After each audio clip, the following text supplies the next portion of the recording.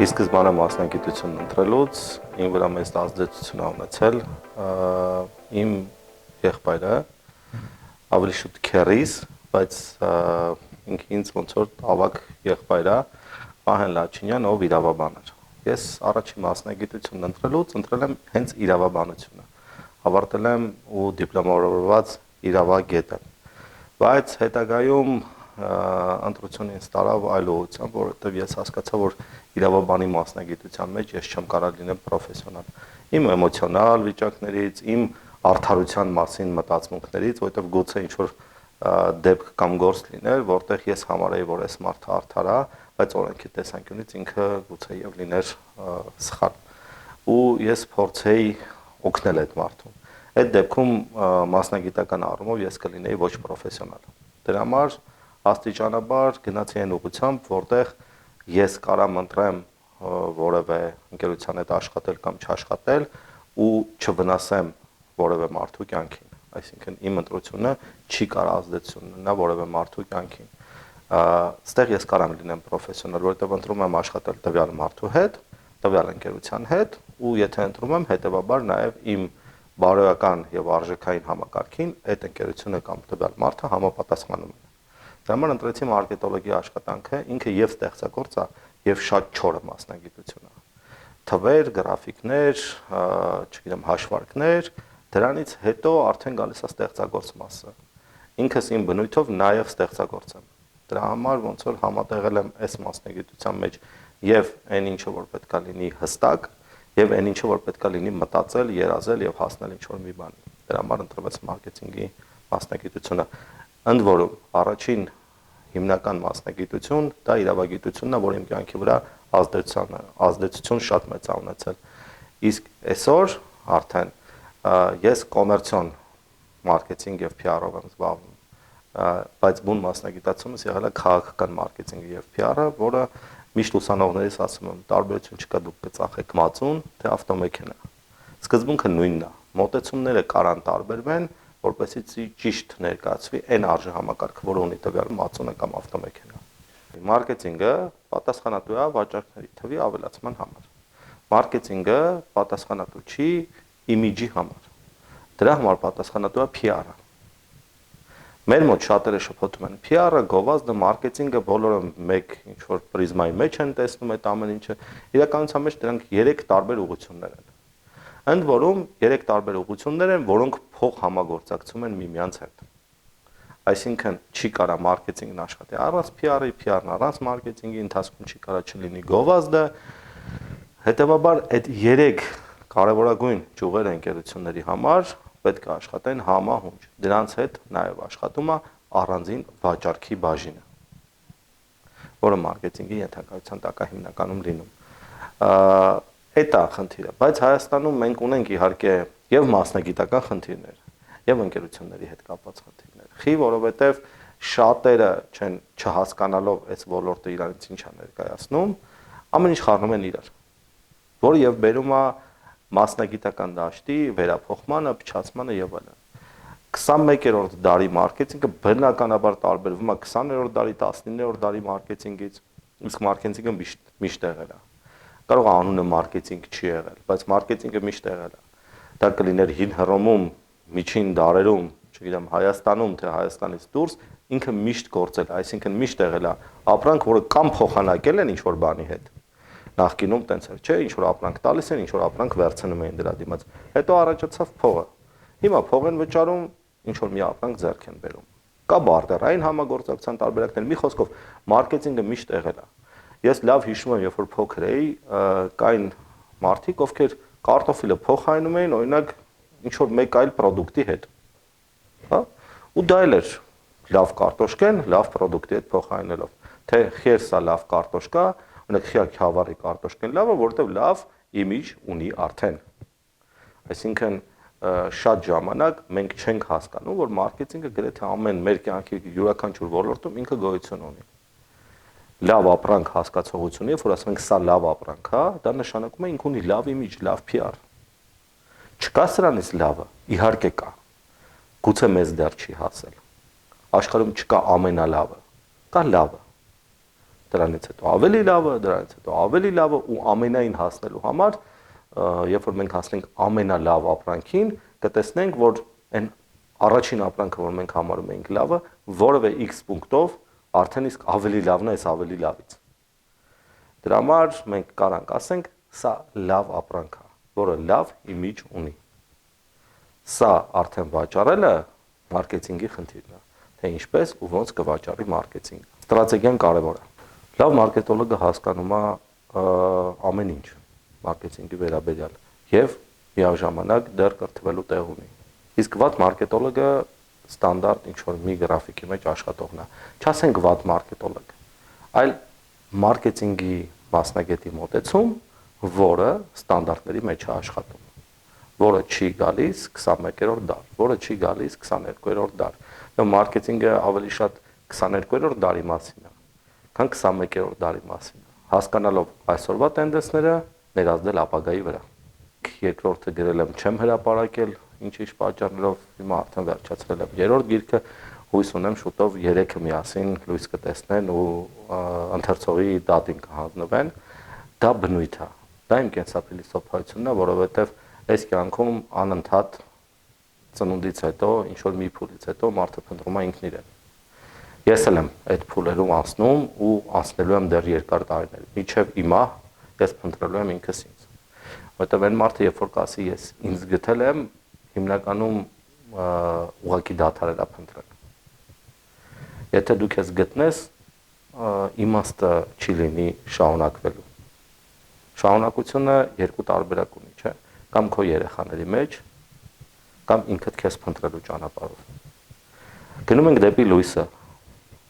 Ես փնտրում եմ լույսը։ Լույսը դա վերացական ինչ-որ գաղափար է, որը ինչ-որ մի օր ես գուցե եւ գտնեմ։ Գուցե եւ ոչ այս կյանքում, այլ հոգու հավետանականության մեջ, որին ես հավատում եմ։ Հոգին հավերժ է իմ համար ու իր ճանապարհը չի դադարում լինել։ Կարա դադարի լինել իմ ֆիզիկական մարմինը, բայց հոգին կշարունակվի եւ կշարունակվի։ Այս ճանապարհին ես փորձում եմ հնարավորինս ապրել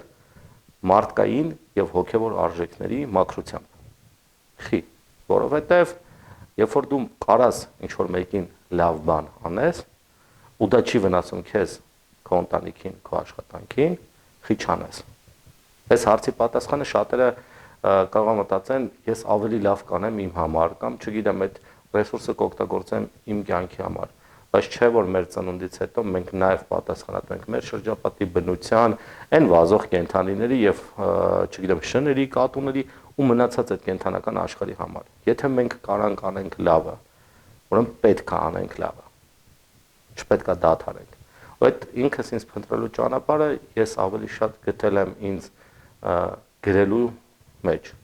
այսինքն ես գրում եմ այն ամեն ինչ, ինչը փնտրում եմ, այն ինչը գտնում եմ, այն ինչը չեմ գտնում, եւ թողում եմ գրքի մեջ հարցեր, որ գուցե այդ հարցերը մի օր վերընթերցելուց ես հասնեմ այդ ճանապարհին եւ գտնեմ նաեւ այդ հարցի պատասխանը, կամ իմ ընթերցողը ինձ կարա օգնի, ասի ինչ որ մի միտք ասի, որից հետո ես մտածեմ ու եւս այդ մի հարցը իմ մեջ համարեմ փակված եւ գտնված։ Բայց ինքս ինձ ճանաչելու ճանապարհը ոչ այսօր կավարտվի, ոչ կավարտվի ինչ-որ մի օր, որտեղ մարդը պետք է փնտրի ինքն իրան։ Յուրաքանչյուր իրավիճակում մարդը տարբեր է, սեփական արժեքներով, սեփական սկզբունքներով, բայց տարբեր մոտեցումներով։ Էսա իմ ամբողջ փիլիսոփայությունն եղել ինքս ինձ փնտրելու ճանապարհին։ Ռուս հայկական համալսարանում հայտնվել եմ իմ կյանքի ինչ-որ փուլում իմ ընկերներից մեկի առաջարկով։ Ի սկզբանե լսարան մտնելը իմ համար բավականին դժվար էր։ Չնայած որ ունեի պրակտիկա, չնայած որ դասավանդել չէ, բայց տրեյնինգներ անցկացնում էի, բայց համալսարանական պատասխանատվությունը շատ ավելի մեծ է։ Ի վերջո։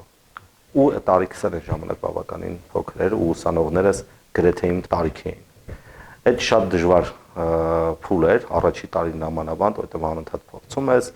այդ նույն ինքնաճանաչողության ճանապարհով ես անցնում, գտնես, չսխալվես, ուսանողների հետ ճիշտ հարաբերություններ կառուցես եւ հույս ունեմ իմ մոտ այդ ամեն ինչը ստացվել է։ Արդեն երևի 10-ամյակ դասավանդում եմ հայ-ռուսական համալսարանում ու դեռ իմ ներդրումն ունեմ անելու հայ-ռուսական համալսարանի զարգացմանը, ընդ որում ես հայ-ռուսական համալսարանը սիրում եմ իր սկզբունքների եւ իր տված կրթության մասով։ Իմ ուսանողների շարքում ես միշտ տեսել եմ ուսանողներ, ովքեր կլինեն մեր ապագայում կկարողանան գործել եւ առաջ տանել թե մեր մասնագիտությունը, թե պետությունը։ Ես էլ իրավաբանականում երբ որ սովորում էի, ինչ որ մի պահի հասկացա, որ իրավաբանականը ես ավարտելու եմ ու չեմ դառնալու իրավաբան։ Ես ինքս դա այդ փուլն անցել եմ։ Բայց համալսարանական կրթությունը տալիս է մեկ կարևոր բան՝ մտածողություն, համալսարանական արժե համակարգ։ Հետագայում ինչ մասնագիտություն կընտրեն եւ որ ուղղությամբ կզարգանան, դա արդեն յուրաքանչյուր ուսանողի անձնական որոշումը կլինի։ Բայց համալսարանական հիմքը, համալսարանական մտածողությունն ու արժե համակարգը իրանց ամբողջ կյանքի ընթացքում գնալու է։ Ես վաղուց իրավաբան չեմ, բայց ունեմ իրավաբանի դիպլոմ ու իրավաբանական մտածելակերպը, ենթամշակույթ իրավաբանական իմ մեջ դեռ շարունակում է ապրել։ Այսինքն յուրաքանչյուր հարցի մոտենում եմ մի քիչ ավելի վերլուծական մտքով, նայելով, հասկանալով, օրենքը դիտարկելով, իսկ մարքեթինգն ու օրենքը կարող է թվա իրար հետ կապ չունեն, չէ՞, բավականին սերտ կապ ունեն իրար հետ։ Եթե դու որևէ մարքեթինգային արշավ կամ քայլ ես անում ու տվյալ պարագայում, տվյալ սեգմենտում, տվյալ իրավիճակում չգիտես, որ օրենքը դա չի թույլ տալիս, բայց դու անում ես, դու կարաս հայտնում ես պատասխանատվության եզրին։ Դրա համար իրավաբանությունը իմանալով դու միշտ որևէ գործողություն անելուց համար փորձում ես որևէ գործողություն անելուց առաջ փորձում ես հասկանալ, սա օրենքով թույլատրվում է, թե չի թույլատրվում։ Այստեղ արդեն խոսում է իմ իրավաբանի առաջին մասնագիտությունը, որը ես այդպես էլ չդարձա, բայց ամենայն դեպս իր տված մտածելակերպը ենթամշակույթը իմ մեջ տեղ ունի ապրելու։ Համեմատական չդնեմ համալսարանների մեջ, բայց ասեմ ուսանողներին եկեք սովորելու հայ-ռուսական համալսարանում։ Խի, որովհետև այստեղ դասախոսակազմը ամենալավերից մեկն է։ Հարգելով եւ սիրելով մնացած դասախոսներին, որոնք դասավանդում են այլ համալսարաններում, մեկը ես իմ թիմին ու իմ համալսարանը սիրելու եմ ամենաշատը։ Չնայած որ ես սլավոնական համալսարանը չեմ ավարտել։ Եթե հայ-ռուսական համալսարանը լիներ իմ պատվիրատուն, այսինքն ես լինեի հայ-ռուսական համալսարանի մարկետոլոգը, հայ-ռուսական համալսարանը եթե ինձ հարցներ, այ ինչպիսին եք տեսնում 22-րդ դարում կամ ինչպիսին կարա լինի հայ-ռուսական համալսարանի մարքեթինգ արշավները առաջիկա տարում, ես հայ-ռուսական համալսարանին կխնդրեի ինձ տալ մեկ շաբաթից 10 օր ժամանակ, որպեսզի ես ամբողջությամբ ուսումնասիրեմ ոլորտը, հետո նոր պատասխանեմ տվյալ հարցին։ Իսկ այս պահին ես տեսնում եմ, որ հայ-ռուսական համալսարանը կարա լինի կրթության լոկոմոտիվներից մեկը Հայաստանի Հանրապետությունում, որովհետև անկախ ամեն ինչից հայ-ռուսական համալսարանում կատակ չի անում, խոսում են ռուսերեն խոսալուց հետո շատ ազգություններ են ներկայացված մեր համալսարանում, որը եւս թույլ է տալիս հավատալ եւ հասկանալ, որ մի քանի լեզուներ առնվազն մեր համալսարանում տիրապետում են եւ կարողանում են հաղորդակցվել մի քանի լեզուներով։ Իսկ 21-րդ դարում դեռևս լեզուների իմացությունը շատ կարևոր է։ Խի դեռևս, որովհետեւ մարքեթինգը եւ AI հասարակությունը գնում են այն ուղղությամբ, որ լեզուների իմացությունը ինչ որ մի պահի կարա այդքան կարևոր չլինի, որովհետեւ կարան հաղորդակցվել ինչ որ սարքի միջոցով, որը շատ հանգիստ կթարգմանի իր մեջ լեզուն ու դուրս կգա։ Այսինքն մենք ինչպես ես սիրում եմ ասել, մենք վերադառնում ենք սկզբին։ Մենք վերադառնում ենք Բաբելոն, որտեղ լեզուն այլևս նշանակություն չի ունենալու։ Բայց այս պահին մեր համալսարանը ունի հարաբերություն լեզուների իմացության, մասնագիտական ընտրությունների բազմազանության